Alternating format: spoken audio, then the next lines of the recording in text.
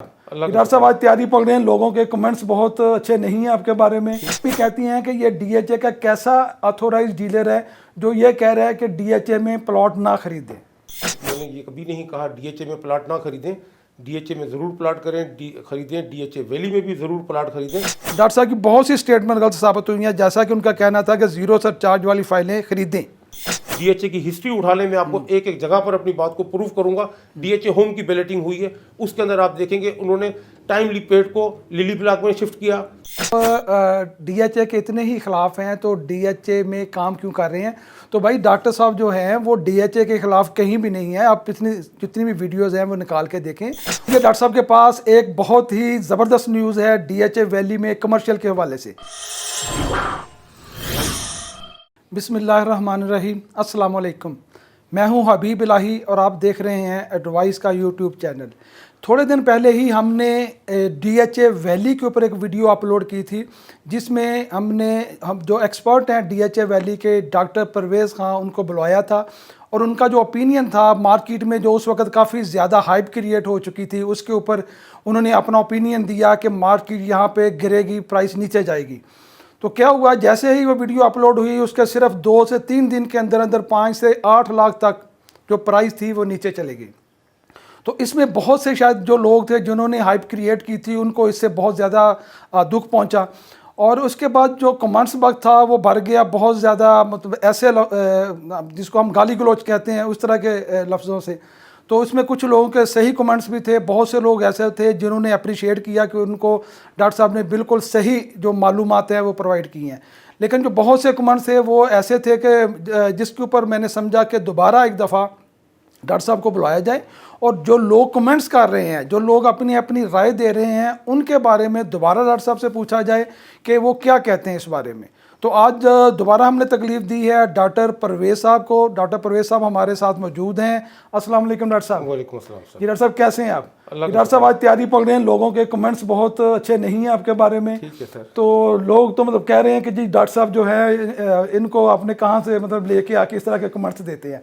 तो जो सबसे पहला डॉक्टर साहब सवाल है, ये कस्बा है जी जी हमारी क्लाइंट ये कहती हैं जी डीएचए ने चुपके से लैंड परचेज की है, ये बंदा चाहता है कि वापस लोगों से परचेज कर ले।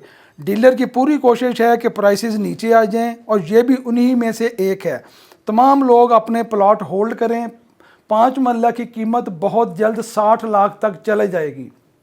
और साथ ही वो ये भी कहती हैं कि ये डीएचए का कैसा ऑथोराइज डीलर है जो ये कह रहा है कि डीएचए में प्लॉट ना खरीदें। जी डॉक्टर साहब। औज़ु बिल्लाहि मिनश शैतानिर-रजीम, बिस्मिल्लाहिर्रहमानिर्रहीम।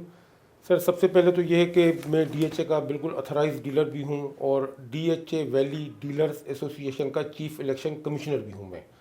और इन्होंने जो सवाल किया है कि डीएचए में प्लाट ना खरीदें, तो मैंने ये कभी नहीं कहा डीएचए में प्लाट ना खरीदें। डीएचए में ज़रूर प्लाट खरीदें। डीएचए वैली में भी ज़रूर प्लाट खरीदें, लेकिन वहाँ पर जो बैलेटेड प्लाट हैं उनको आप खरीदें। जो नॉन बैलेटेड हैं उनके बारे में मैंने कहा था कि उसमें डीलर्स, मतलब एक मैं क्या लफ्ज़ उनके लिए इस्तेमाल करूं, उन्होंने इसमें हवा भरी थी जो कि वक्त ने साबित कर दिया और उसमें से रेट काफ़ी हद तक लूज़ हो गया है। फिर मेरी इस बात की तस्दीक जनरल नवीद सफदर जो इस वक्त डीएचए वैली के हेड हैं, उन्होंने अभी डीएचए होम के अगेंस्ट जो लोगों को जो प्लाट दिए थे उसकी री बैलेटिंग करते वक्त तकरीर की थी। उस तकरीर में भी उन्होंने ये कहा था कि जी हमारे पास 1,03,000 इफेक्टिव हैं डीएचए वैली और फेज़ 2 एक्सटेंशन के। बोला कि जब मैंने चार्ज संभाला है तो मेरे पास बमुश्किल 3,000 प्लाट थे। हालांकि बैलेटिंग जो है 17,000 प्लाट की तकरीबन अब तक बैलेटिंग हो चुकी है। फर्स्ट, सेकंड, थर्ड 3 दफ़ा बैलेट हो गए हैं। तो अब आप अंदाज़ा लगा लें कि ऑन ग्राउंड 3,000 प्लाट थे उनके पास बकौल जनरल नवीद के। वो यूट्यूब के ऊपर तकरीर उनकी पड़ी हुई है, जो भी साहब सुनना चाहें उसको सुन सकते हैं, वहाँ से मेरी बात की तस्दीक हो जाएगी। उन्होंने कहा कि जी हमारे पास ज़मीन नहीं है। तो मकसद जब वो खुद कह रहे हैं कि हमारे पास ज़मीन नहीं है, उसके बाद उन्होंने कहा अब हम वर्टिकल जाएंगे। वर्टिकल मीन्स ऑन ग्राउंड ज़मीन हमारे पास नहीं है, अब हम फ्लैट्स बनाएंगे। तो फ्लैट्स जब वो बनाएंगे, फ्लैट बनाने के बाद उसकी कंस्ट्रक्शन कास्ट भी तो आपसे चार्ज करेंगे। ये तो नहीं होगा कि आपको प्लाट के बदले में वो फ्लैट दे देंगे उसी कास्ट के अंदर। तो मकसद जब वो आपसे चार्ज उसके पेमेंट मांगेंगे, एक्स्ट्रा पेमेंट मांगेंगे, 2 बेडरूम का फ्लैट बना कर देंगे तो 50 लाख रुपये फ़र्ज़ करें वो मांग लेते हैं। तो एक आम आदमी जिसने 5-6 लाख रुपये का, 7 लाख रुपये का, 6,82,000 का 5 मरले का प्लाट था, 9,15,000 का 8 मरले का प्लाट था, वो ये 50 लाख रुपये यकमुश्त कहाँ से अदा करेगा? एक सवाल है ना। फिर यहाँ पर ट्रेंड भी नहीं है लोगों का फ्लैट्स के अंदर रहने का, तो 10 से 15 हज़ार अगर उन्होंने प्लाट एक साथ बैलेट कर दिए और उनको कहा कि जी आपके फ्लैट निकल आए, मुबारक हो आपको, तो लोगों के लिए वो मुबारकबाद नहीं, उनके लिए बहुत मुश्किल पड़ जाएगी उनके लिए। वो सारे लोग मार्केट के अंदर बेचने के लिए आएंगे। आज मार्केट से जो लोग 8 मरले का प्लाट लोगों ने 40-40 लाख का भी नॉन बैलेट खरीदा हुआ है, 5 मरले का 30 लाख का भी खरीदा हुआ है, उन लोगों का क्या बनेगा? तो मकसद ये जो लोगों ने प्लाट खरीदेंगे सारे के सारे उनके पैसे लूज हो जाएंगे। अच्छा, नहीं ये कह रही है कि डीएचए ने चुपके से लैंड परचेज कर ली है, तो इसके बारे में इसके बारे में तो मैं ये कहूँगा बिल्कुल चुपके से तो नहीं खरीदी है, सबको दुनिया को पता है उन्होंने लैंड परचेज की है, लेकिन 17,000 तो वो ऑलरेडी बैलेट कर चुके हैं जिनको उन्होंने प्लाट ही देने हैं। 3,000 प्लाट उनके जो जगह आपको नज़र आती है, हम लोग जाते हैं वहाँ विजिट करने के लिए, जो मुख्तलिफ सेक्टर्स हैं, वो 3,000 थे। अब वो ज़मीन और परचेज की होगी, तो क्योंकि अभी जनरल नवीद साहब ने अपनी तकरीर में क्या कहा है कि मैं यहाँ आया हूँ, मुझे चीफ साहब ने मिशन दिया है कि गरीब लोग हैं इनकी आप दाद रसी करें, उनकी दाद रसी के लिए मैं आया हूँ। और मैं ये चाहता हूँ कि मैं यहाँ पर कम अज़ कम 20,000 लोगों को भी अगर मैंने प्लाट दे दिया तो मैं समझूंगा मैं सक्सेसफुल रहा हूँ, मैं अपने मिशन में कामयाब रहा हूँ। यानी कि टोटल उनका टारगेट 20,000 प्लाट लोगों को देने का है। 17,000 तो रीबैलेट हो चुके हैं, बाकी 3,000 प्लाट और वो दे देंगे। तो आप लोग जो मार्केट से फाइल परचेज कर रहे हो, आपका क्या बनेगा? अभी पीछे जो अलाटीज हैं बकौल लोगों के, जनरल साहब ने तो कहा 1,03,000 मेरे पास टोटल इफेक्टिव हैं डीएचए वैली के और फेज 2 एक्सटेंशन के। तो मकसद कहने का है कि सर वो बहुत बड़ा पीछे से एक लार्ज नंबर प्लॉट्स रह जाते हैं, तो वो उनको तो डिलीवर कैसे होगा? तो ये जो कह रहे हैं 5 लाख का 60 लाख तक प्राइस जाएगी, इस बारे में क्या? सर 5 लाख का जो प्लाट है उसका तो नॉन बैलेट तो सर 60 लाख का सवाल ही पता नहीं होता। ठीक है, हाँ बैलेट हो जाए, उनको प्लाट मिल जाए तो 60 क्या करोड़ का भी होगा। देखिए आपको याद होगा हमने पहली वीडियो की थी, उस वक्त इसका रेट 30 लाख रुपए था, 8 मरले का, 5 मरले का कोई 20 लाख 18 लाख रुपए रेट था। उस वक्त हमने कहा था कि डीएचए वैली का प्लाट 1 करोड़ का होगा, उस पर आपने हेडिंग भी लगाई, अब होगा डीएचए वैली का प्लाट 1 करोड़ का। तो अगर हम नेगेटिव होते तो हम उस टाइम क्यों इसको कहते? हमने जब रेट बताया लोगों को तो उस टाइम भी रेट 70 लाख रुपए पे चले गया था। तो मकसद कहने का हम तो कभी भी इसकी मुखालफत नहीं की है। ये बिल्कुल 1 करोड़ का, ये 2 करोड़ का भी प्लाट होगा, लेकिन टाइम लगेगा। एक चीज में आप हवा भरते हैं ना, वो हवा भरना जो है ना वो नुकसानदेह बात होती है। वो हवा निकल भी जाती है, किसी वक्त फट जाती है ना।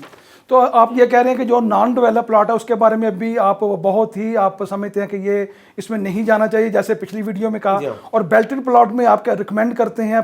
पिछली दोनों वीडियो में भी कहा था, इसमें भी आप कहते हैं कि बेल्टेड अगर आप प्लॉट खरीदना चाहते हैं तो बेल्टेड प्लॉट बिल्कुल खरीदें और इसमें प्राइस बढ़ेगी, उसमें आपको फायदा होगा। ठीक है जी। अच्छा, अगला जी सवाल है जी, ये इरफान साहब हैं, वो बंदा कह रहे हैं जी इस बंदे के जो अदाद शुमार हैं वो गलत हैं। बहुत से अलाटी बैरिया टाउन में शिफ्ट हो चुके हैं और कुछ डीएचए के फेजेस में अभी भी यहाँ 45,000 के करीब अलाटी हैं। दिसंबर में होने वाली बेल्ट में इन लोगों को अकोमोडेट किया गया है जिससे इनकी बेल्टिंग का वादा किया गया था। इनकी बातों को इग्नोर करें या वक्त का ज़िया कर रहे हैं? अच्छा सर, इसमें भी बहुत सारे सवाल हैं। अब इसमें जैसे आखिरी जो उन्होंने बात की थी कि ये दिसंबर में टोटल 1138 प्लाट थर्ड बैलेट के अंदर इन्होंने दिए हैं, वो भी सिर्फ 5 मरले के प्लाट्स हुए थे। अब ये सर रिपीट कीजिएगा सवाल क्या था? अच्छा, कह रहे थे अदाद शुमार गलत हैं, बैरिया टाउन में शिफ्ट हो चुके हैं बहुत से जो वो तो इसमें से कराची में डीएचए के अंदर यहाँ से जो आर्मी पर्सन्स थे ना उनको डीएचए ने शिफ्ट किया है कराची। ठीक हो गया, वो कोई 15,000 के लगभग मेरे ख्याल थे, वो लोग यहाँ से चले गए और वो इसमें शामिल भी नहीं है।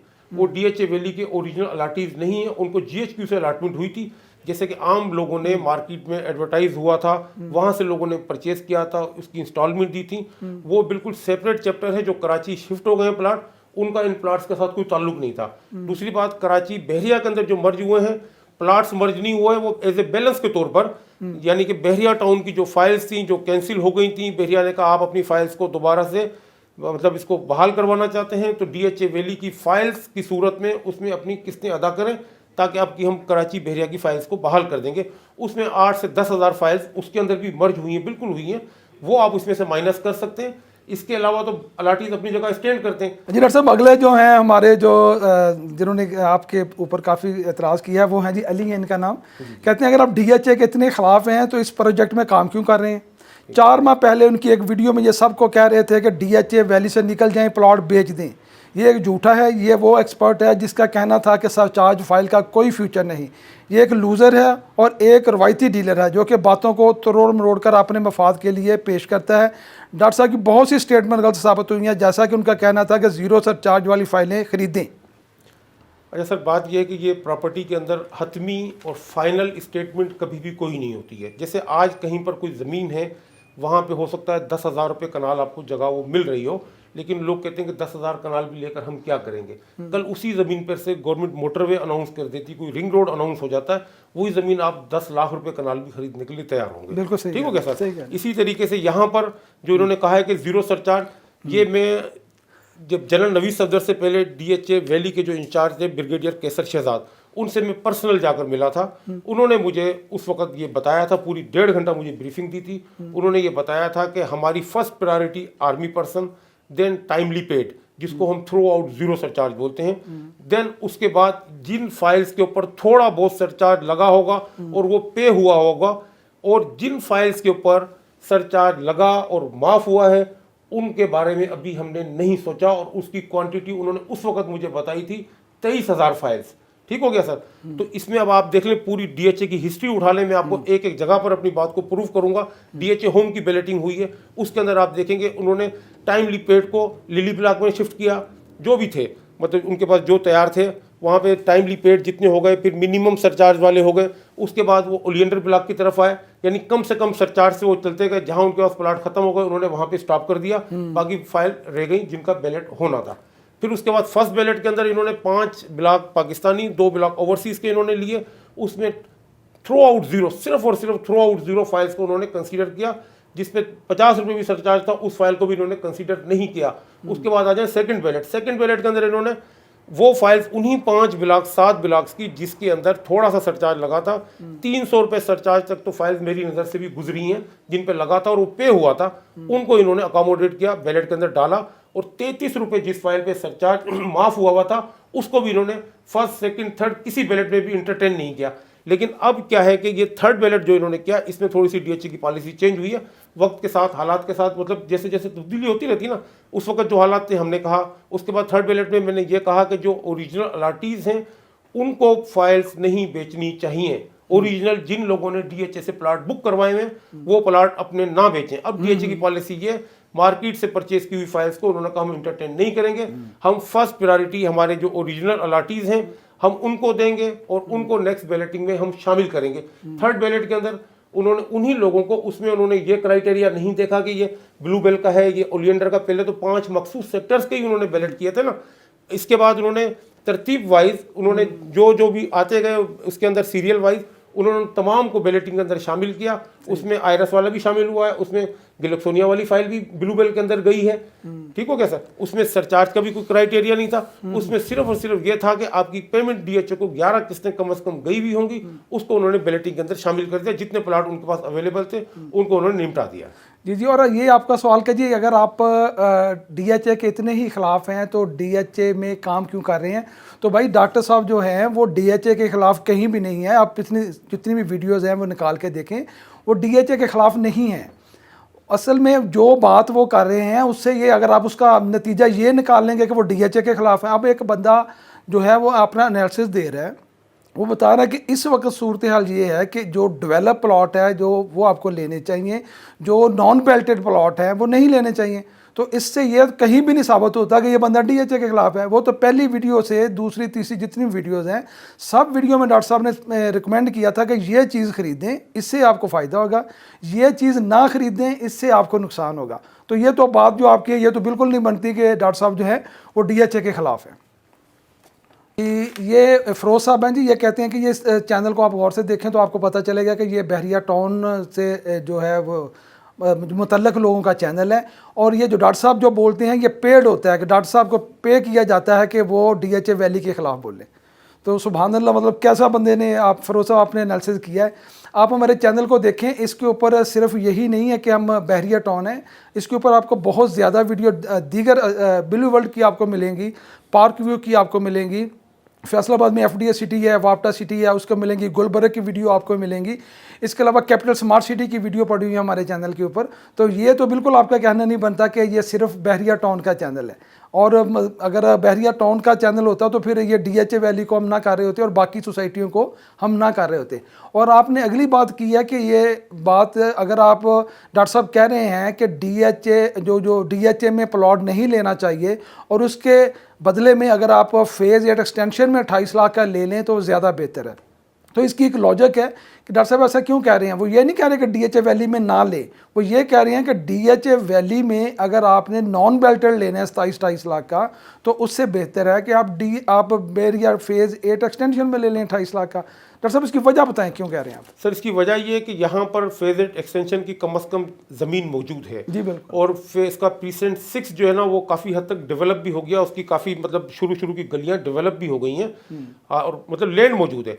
वहाँ पर लैंड नहीं है, वो लैंड मैं नहीं कह रहा हूँ, उनके जो करते धरता वो खुद कह रहे हैं कि लैंड नहीं है हमारे पास। जी जी तो जी, ये बहुत बड़ा ये फर्क मेरा है कि एक जगह पे सोसाइटी में लैंड ही अभी तक एक्वायर नहीं हुई, लैंड नहीं है, तो वहाँ पे जो उसका सिनेरियो होगा वो डिफरेंट होगा। और एक जगह पे लैंड है लेकिन डेवलपमेंट अभी कंप्लीट नहीं है। डेवलपमेंट बिल्कुल आप डॉक्टर साहब ये जो एक्सटेंशन की है डेवलपमेंट उतनी तेज़ी से नहीं हो रही जितनी तेज़ी से होनी चाहिए। बिल्कुल सही, डेवलपमेंट बहुत स्लो है। जी हाँ। लेकिन ये बात आपकी बिल्कुल दुरुस्त है कि हम मौके पे जाते हैं तो लैंड मौजूद है और डेवलपमेंट है, बेशक वो स्लो हाँ, चल रही स्लो हो रही है। तो जब हम दोनों को इस तनाजर में देखते हैं तो आपका बिल्कुल जो तज्जिया है वो सही बनता है कि एक ऐसी जगह जहाँ पे लैंड तो मौजूद है जी हाँ। तो वहाँ पे प्लॉट लेना बनता है और मैप के मुताबिक लैंड एग्जिस्ट कर रही है। बिल्कुल। आप जो भी एक्सटेंशन में प्लॉट लेते हैं वो plot number, street number, precinct के साथ आपको डॉक्यूमेंट्स मिलते हैं।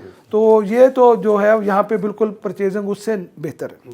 अच्छा डॉक्टर साहब, एक अहमद साहब हैं, इन्होंने जो कमेंट्स डाले हैं वो ये हैं कि आप कह रहे हैं कि जो थर्ड बेल्ट है वो 30-32 लाख की मार्केट में मिल जाती है, तो ये तो मार्केट में फाइल मौजूद ही नहीं, तो कहाँ से लेंगे। बिल्कुल सही कहा आपने। ये हमारी जो जिस वक्त हमने वीडियो की थी ना उस वक्त नॉन बैलेट 5 मरले का कोई 22-23 लाख रुपए का रेट था और उस वक्त ये रिसेंटली उस टाइम ये हुआ था, थर्ड बैलेट हुआ था तो उसकी 1-2 फाइल्स मार्केट में आई थी तो 32-33 लाख रुपए का मतलब 30-32 का रेट उसका बनता था उस रेशो के हिसाब से कि उस टाइम सेकंड बैलेट वो तकरीबन 37 से 40 लाख रुपए का उसका रेट था। ये तो वक्त के साथ साथ रेट में वेरिएशन आती रहती है और ये वाकई मार्केट के अंदर फाइल्स नहीं आई हैं और कोई आती है इत्तेफाक से कोई फाइल आ जाती है, अदरवाइज क्योंकि वो बहुत लिमिटेड समझ लेंगे टोटल 1138 प्लाट उन्होंने रीबैलेट किए हैं। अब जिन लोगों की फाइल्स निकली हैं वो कह रहे हैं कि ठीक है थोड़ा सा हम इंतजार करके इसको बेचेंगे और अभी उसके ऊपर SDC चार्जेस भी DHA ने नहीं लगाए जैसे दूसरों पे लगाए ना, 5 मरले का फर्स्ट बैलेट सेकंड बैलेट पे 3 लाख रुपए लगाए। इसके ऊपर अभी डाउट है कि शायद कि सर SDC चार्जेस भी बढ़ाकर लगाए जाएंगे। अभी बहरहाल इसका ट्रेडिंग नहीं हो रही, मार्केट में आ भी नहीं रही है, ट्रेड भी नहीं हो रही है। जी डॉक्टर साहब शुक्रिया। बस अब तब हम इसको करते हैं, हम क्लोज करते हैं सारी बहस को। अब आप ये बता दें कि इस वक्त इन्वेस्टर को क्या करना चाहिए, जिनके पास फाइल पड़ी हुई हैं वो क्या करें। सर उनके लिए उनको चाहिए कि बेल्ट और नॉन बेल्ट को ज़रा वजाहत के साथ बयान करें वरना फिर वो गड़बड़ होगी। बैलेट वाली फाइल खरीदें, बिल्कुल खरीदें, उसको रखें, इंशाल्लाह ताला उसमें आपको बहुत फ़ायदा होगा। ठीक हो गया।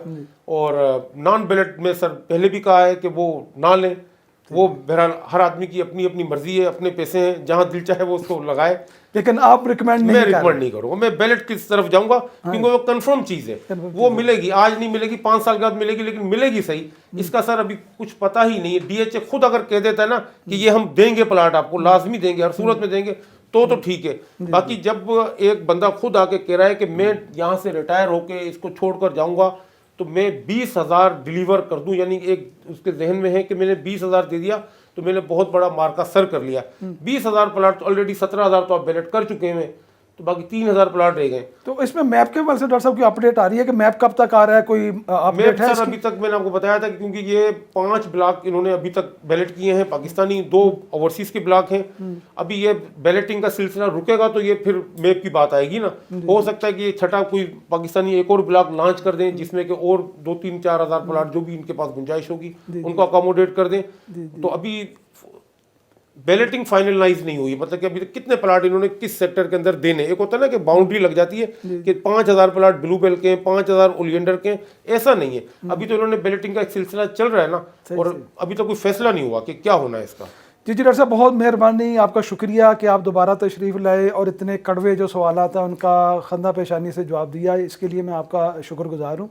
इंशाअल्लाह ताला नेक्स्ट भी इसके ऊपर हम अपने जो जानने वाले हैं, जो हमारी वीडियो को देखते हैं, जो जिन्होंने सब्सक्राइब किया हुआ है हमारे चैनल को। अजी आपका शुक्रिया कि आप हमारी वीडियो देखते हैं और उसके ऊपर कमेंट्स भी करते हैं। लेकिन मेरा ख्याल है कि कमेंट्स करते वक्त अखलाकियात को मद्देनज़र रखना चाहिए और ऐसी बात नहीं करनी चाहिए जो कि अखलाक के दायरे से बाहर हो, क्योंकि हर बंदे की एक सेल्फ़ रिस्पेक्ट होती है। हमारा मज़हब भी इस चीज़ को बहुत करता है कि जो अखलाकियात है उसका जो दामन है वो नहीं छोड़ना चाहिए। तो बहुत से जो वीडियो चैनल हैं वो क्या करते हैं कि इस तरह के कमेंट्स को डिलीट कर देते हैं या फिर जवाबी तौर पे फेक आइडिया से उसकी तसल्ली भी करवा देते हैं। लेकिन हम ये नहीं चाहते, हम ये चाहते हैं कि जो हमारे कमेंट्स करने वाले हैं वो कम से कम अखलाकियात को सामने रख के कमेंट्स करें। कमेंट्स करने में बैड करें, जैसे मर्जी करें, उसके ऊपर हमें कोई इख्तलाफ नहीं है। और हमने अपना कमेंट्स बॉक्स बंद भी नहीं किया हुआ, जैसे कि बहुत से डीलर्स ने कमेंट्स बॉक्स को बंद किया हुआ है, और ना हम डिलीट करते हैं। तो अब मेरा ख्याल है आपका भी हक बनता है कि जो आप कमेंट्स करें वो ऐसे होने चाहिए कि जो अखलाकियात के दायरे में आते हैं। जी अगली वीडियो के लिए डॉक्टर साहब के पास एक बहुत ही ज़बरदस्त न्यूज़ है DHA वैली में कमर्शियल के हवाले से। अभी जो एक 40-50 का कमर्शियल ख़रीद रहे हैं ये अभी होल्ड करें, अभी परचेजिंग में ना जाएं। इसके ऊपर बहुत अच्छी एक अपडेट है, बहुत अच्छी न्यूज़ है। तो इंशाल्लाह अगली वीडियो में वो शेयर करेंगे आपसे। और जो DHA वैली में कमर्शियल के ऊपर इन्वेस्टमेंट करना चाह रहे हैं तो वो होल्ड करें। इस वक्त मार्केट से जो नॉन बेल्टेड है या जो नॉन पोजेशन है उनको बिल्कुल परचेज़ ना करें और वेट करें अगली वीडियो का। इंशाल्लाह ताला आपको बहुत अच्छी इन्वेस्टमेंट का ऑप्शन जो है DHA वैली में कमर्शियल के ऊपर देंगे। आपका बहुत बहुत शुक्रिया कि आप वीडियो देखते हैं और अपना फीडबैक हमें देते हैं। अल्लाह हाफ़िज़। मज़ीद मालूमात के लिए हमारे YouTube चैनल को लाइक करें, सब्सक्राइब करें और बेल आइकॉन का बटन जरूर दबाएं ताकि मालूमात का ये सिलसिला चलता रहे।